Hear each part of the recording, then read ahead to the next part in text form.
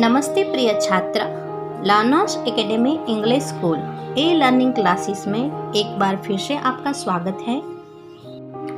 प्रिय छात्र, आज हम कक्षा 3 में हिंदी विषय में पाठ 3 लाल पतंग का पार्ट 3 देख रहे हैं। बच्चों, आपने पहले सीखा था ना कि लाल पतंग शोभित को पसंद थी और उसके जन्मदिन पर उसकी माँ ने पतंग बना के दी थी और उसका किताबी अभ्यास भी हमने देख लिया है। कुछ क्वेश्चन आंसर देखे थे हमने, क्वेश्चन 1 और 2, है ना। तो आज हम इस पाठ का व्याकरण यानी कि भाषा ज्ञान देख लेते हैं। भाषा ज्ञान। प्रश्न 1, सही जगह पर बिंदु लगाकर शब्द बनाओ। बच्चों, यहाँ पर हमको सही जगह पर बिंदु लगाना है। बिंदु लगाया हुआ नहीं है, हमें बिंदु लगाना है। पतंग, तो पतंग आता है ना, हम पतंग नहीं बोलते, पतंग बोलते हैं। तो त और ग के बीच में न आता है ना, तो जो व्यंजन दोनों के बीच में आता है ना, उसके आगे के व्यंजन पर बिंदु लगता है। तो पतंग, तो त और ग के बीच में न आया ना, तो वो न यहाँ पे बिंदु स्वरूप आ जाएगा। कहाँ पे? ग से पहले के व्यंजन पर ये बिंदु आ जाएगा। इसी तरह से सुंदर, सुंदर तो होता नहीं है, बिंदु लगाना है।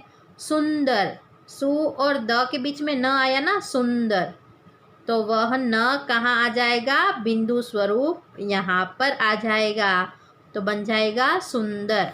इसी तरह से रंग नहीं आएगा, रंग आएगा। रंग, हमें बिंदु कहाँ लगाना है? रंग, र और ग के बीच में न आया ना, तो वो न बिंदु स्वरूप इधर आ जाएगा। अदर नहीं आएगा, अदर में बिंदु कहाँ आएगा? अ के ऊपर, अंदर।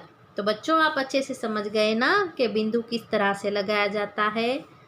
पतंग, सुंदर, रंग, अंदर। आइए देखते हैं प्रश्न 2।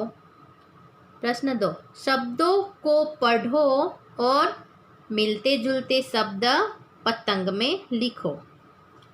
बच्चों, यहाँ पे कुछ शब्द दिए गए हैं और यहाँ पे पतंग के ड्राइंग है ना।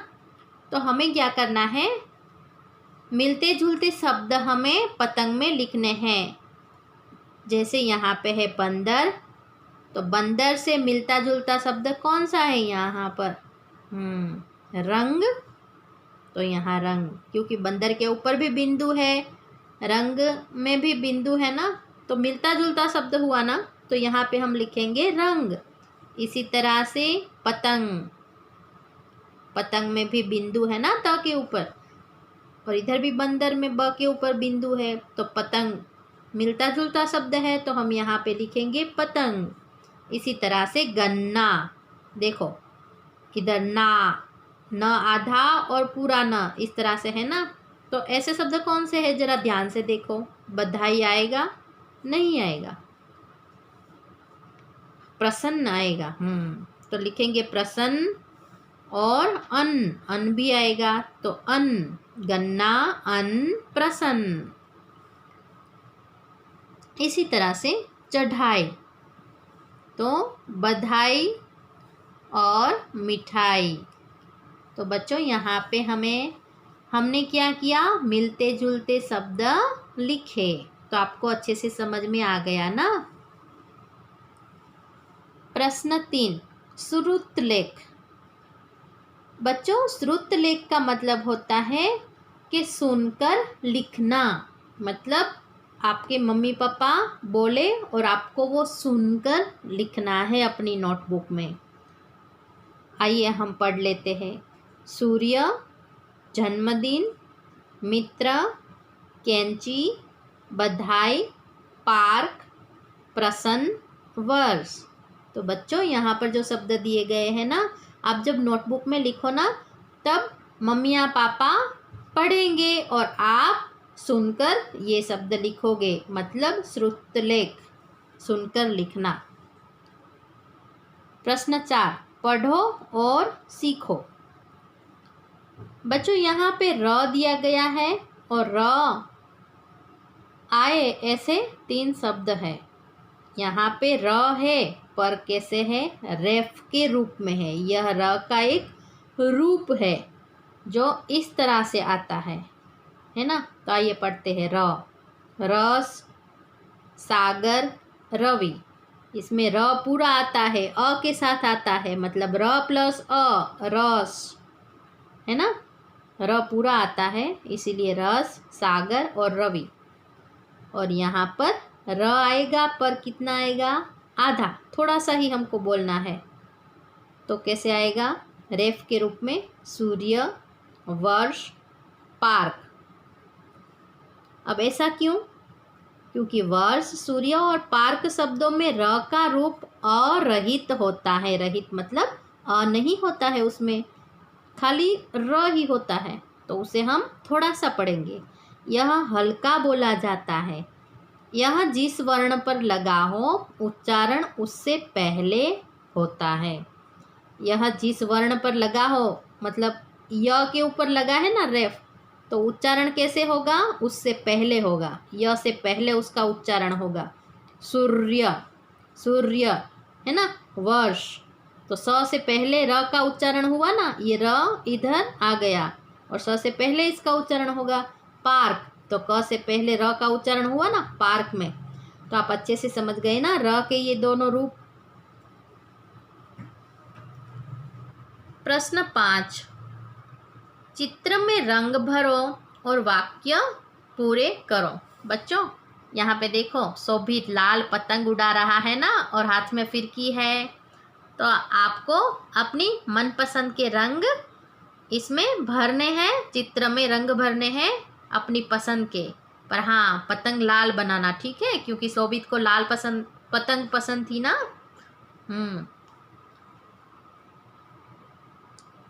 क, शोभित की पतंग लाल है।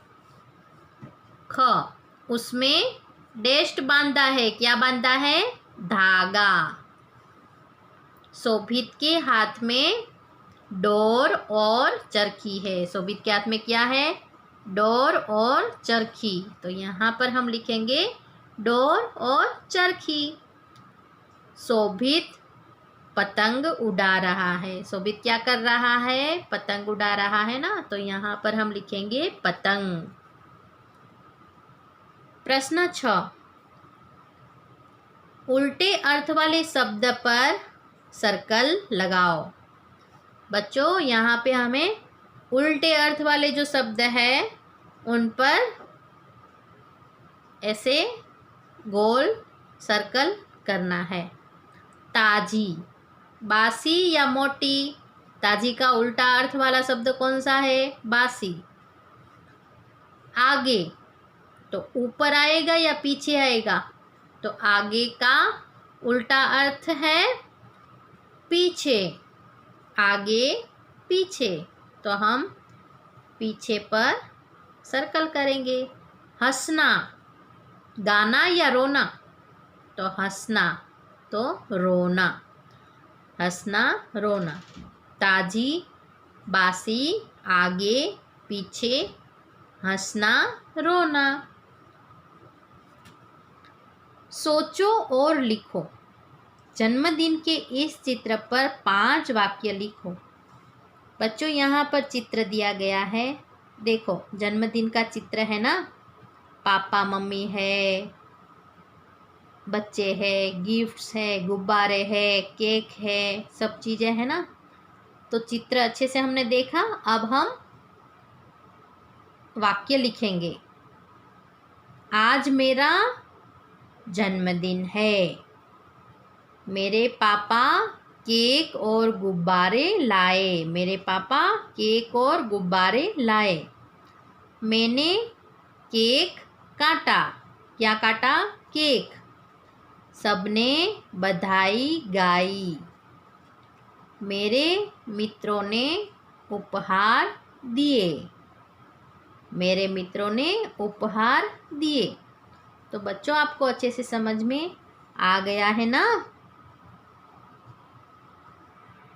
यहाँ पर हमारा चैप्टर 3 लाल पतंग का किताबी अभ्यास पूर्ण होता है। बच्चों, आपको अपनी टेक्स्ट बुक में सुंदर अक्षरों में ये सारे क्वेश्चन के आंसर, प्रश्नों के उत्तर लिख लेने होंगे। Thank you.